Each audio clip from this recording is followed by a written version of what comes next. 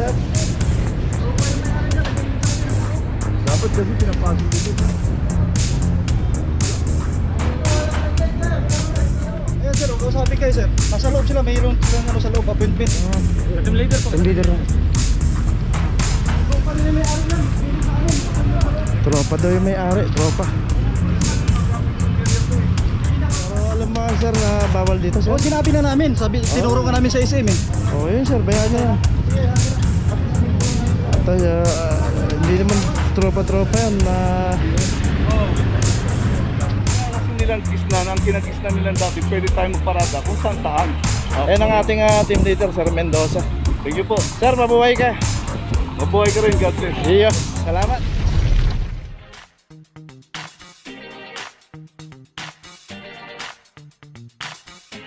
Papajo TV.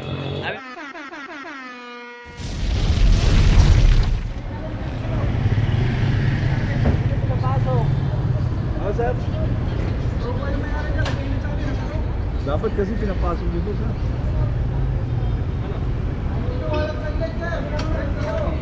Ha?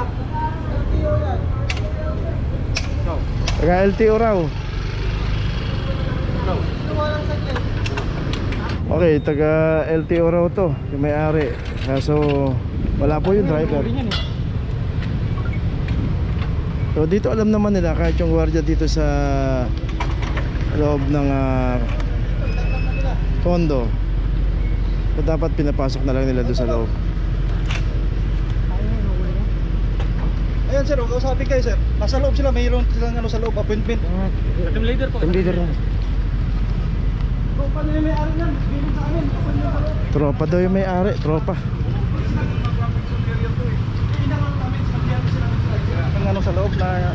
Pero alam mo sir na bawal dito sir. Oo, sinabi na namin. Sabi, tinuro ka namin sa SM eh. Oo yun sir, bayaan nyo na. Sige, hangin na. At least may puro na. At hindi naman tropa-tropa yan na so LTO, local government, nag-violation. Ay nako.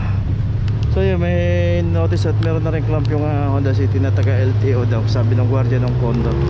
Okay, tuloy na po tayo. Location natin sa Sobriedad Street, corner Vicente Cruz. Dito isang Ford Territory, naka street corner. Dito rin sa kahaba ng Sobriedad secondary road. Pero wag po tayong paparada ng street corner. 2408. Oh, kita naman yan dyan. So hindi na ako kasi mailagay dito. Ay masikip na. Iipit. So doon na lang nilagay para so dito naman ilalagay yung notice para makita rin ng driver o yung may-ari ng sasakyan.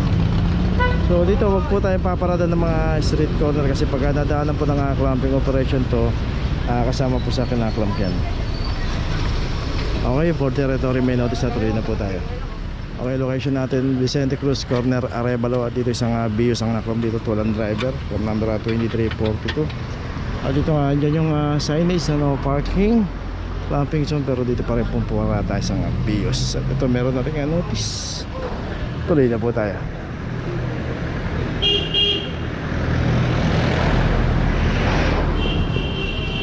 So yun po yung signage, no parking, clamping zone, mabuhay lane. Iwasan po natin pumarado sa paglingas. Location natin dito Ason Extension, corner Arena Street. Dito isang bios. Ito walang driver, from number 2406. Dito random naman po kasi po yung abutan dito at walang driver. Matik na po yan.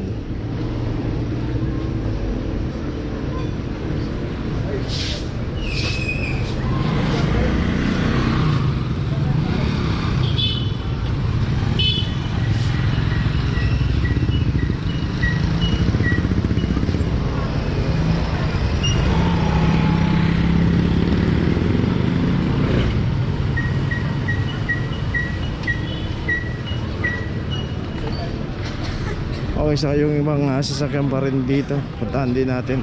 So ibibigay na yung notice doon.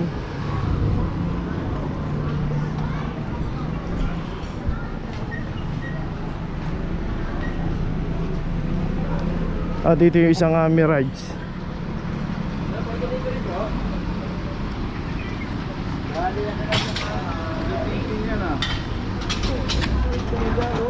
$24.30 sa Mirage. Ito, may notice na rin. So yung BIOS doon ay nilagay na yung notice. Daras dito may mga driver ito. Nag-aalisan na rito. Okay, tuloy na po tayo. Location natin G. Tuason, corner Loreto Street. 2341 para sa isang Ford Ranger. Dito kung sino po yung aabutan dito, random po yan. At naabutan yung sasakyan natin na walang driver po sa loob, matik na po yan. At tutubusin na po natin yan sa Manila City Hall. At mayroon ka lang penalty 900 pesos.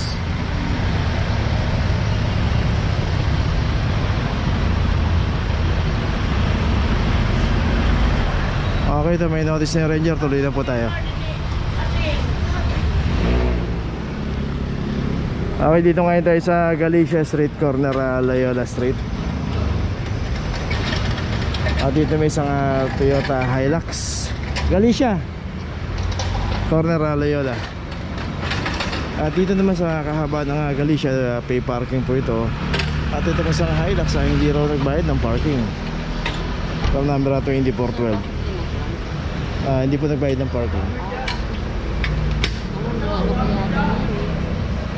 So ito, complete po ng isang parking attendant to, kaya pinuntahan po ng clamping team. Kaya always pagka pumaparada po tayo sa mga pay parking, magbayad lang po tayo ng parking.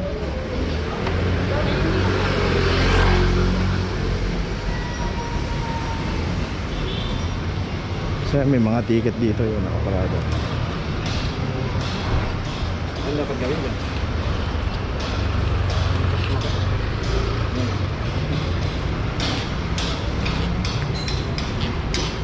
Okay, may notice na yung Hilux na hindi nagbayad ng parking. Tuloy na po tayo. Location natin De La Puente Street, corner G. Tuason. At dito yung isang Montero. At dito nga yung pinarada ng Montero, nandito sa tapat ng gasolinahan. Pero hindi pa rin po siya safe, dahil yung pinaradahan nito na bangketa. Sana pinasok niya na lang doon sa loob para hindi po siya naklam, nakiusap siya. Kaya kung paparada tayo, ayos na po natin. Na po natin iharang sa mga bangketa. 2441 para sa Montero.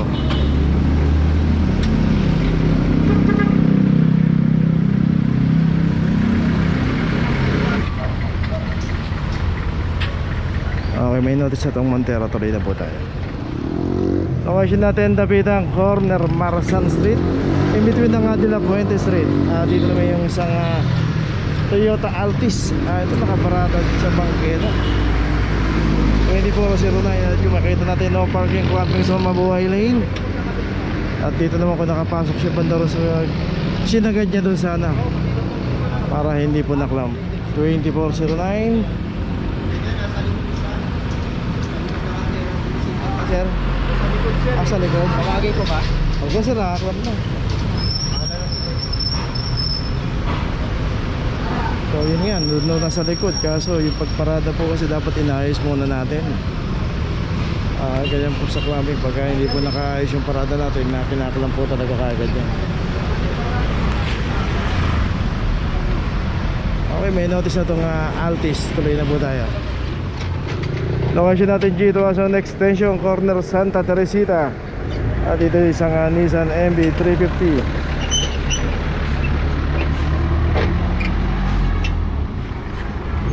Number 2438. Ayun, may mga driver yung nakaparada rito. Alisa na.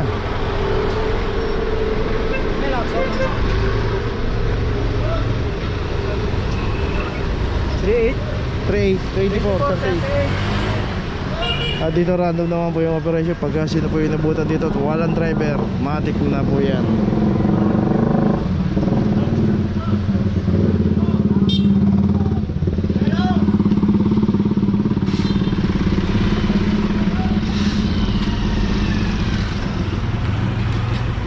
May notice itong Nissan MB350. Tuloy na po tayo.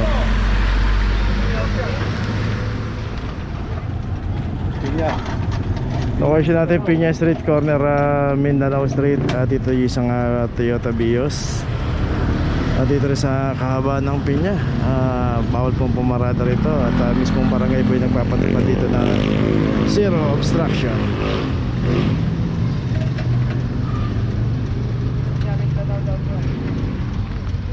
$23.31 para sa Vios. Pinya na yan. Piña.